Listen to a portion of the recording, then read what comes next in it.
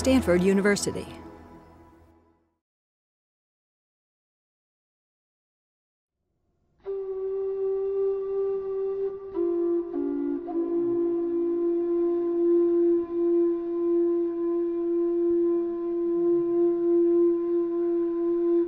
History tells us that if we respect the animals, we respect the trees, we respect water, it'll always be there for us and it will give back to us.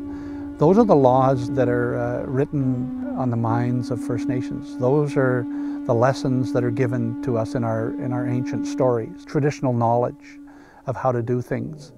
We take those and we marry those with the best that science can offer today, and we figure out how we can move forward. That's what Coastal First Nations does. My name is Art Starrett. I'm the Executive Director for the Coastal First Nations. All the First Nations who extend from the top end of Vancouver Island to the BC-Alaska border in an area that's now known as the Great Bear Rainforest. People say, well, where is the Great Bear? Well, it's basically where we are. We're the ones that define it, and it includes all of the people that live within the region, all of the First Nations.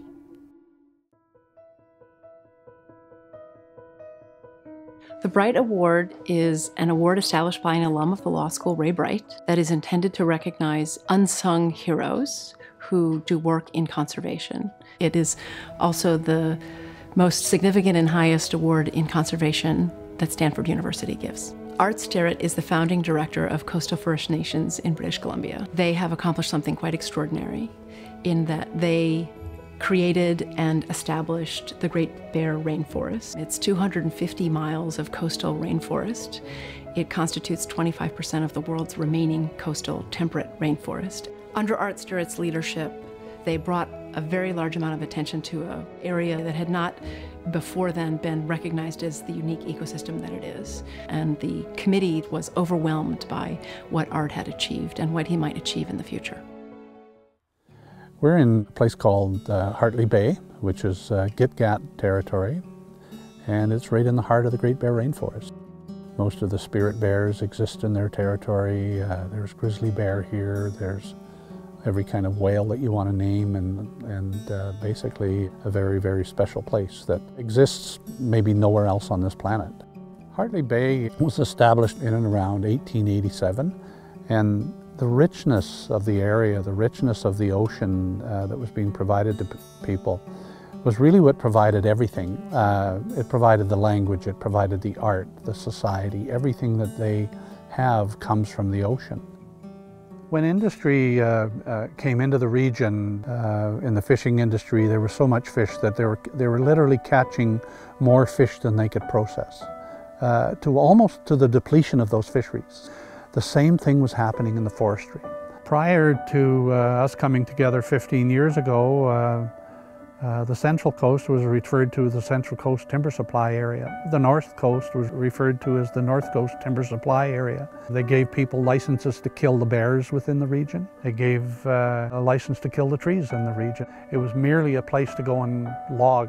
We investigated the forest industry in the region, and there was only enough trees for about 20 more years of industrial logging, and there would be no more industrial logging left for the region ever. Coastal First Nations was able to sign off agreements with the provincial government to manage the forest in a particular way. We stopped the forest industry and we put together a plan where logging would only be done with respect for what we leave as opposed to what we take. And so we have created a fund. That fund can only be spent on industrial activity or economic activity that respects the forest and the ocean. That, we think, will perpetuate our region forever. The forest itself is a model of conservation standards throughout the country. It's the strictest set of conservation standards to protect the rainforest as exist in any of British Columbia or the country of Canada. So the Gitgat say that the spirit bear was left from the Ice Age. And because of the richness of the salmon and their isolation from other bears, they have been able to maintain their existence in this region despite the fact that they are white and they don't quite fit. The Great Bear Forest that exists right now is providing an environment for all of the animals that live there, providing sustainable jobs. We have ecotourism operations that are going on in all of our communities. that are actually creating more jobs than the consumptive industries that have come in. The Great Bear also sequesters carbon, and it's designed to do that. And we actually have available for sale carbon offsets. It's a way of looking after the forest, and the forest is now giving revenue. So all of the crews that you see who are out there looking after the ocean and the forest are paid by the forest itself, which is really the way it should be. A lot of what we do at Stanford University is train our students to go out and make a significant contribution to the world. And that is what Art has done. He's built a coalition of people who don't otherwise necessarily agree on everything and brought them to rally around a cause. And he's worked with government to change the law and change the policy and served as a model for others who are trying to do the same. So the goal of training lawyers at Stanford Law School is to allow them to make a contribution to the world, and that is what Art has done. What I'm doing now it's a bit of a calling, but I really describe myself as an artist. I am always yearning to go back to my artwork. So every opportunity that I get, I will go and work on a totem pole, or I will carve a mask or a paddle or do a painting. That's really who I am. What I am doing right now is what I've been called to do by the people within the Great Bear Rainforest. It's been an honor to have received the Bright Award, but the honor of one is the honor of all in the Great Bear. All the people that live here, it's their honor. My mission has been to help these people maintain that closeness to their environment.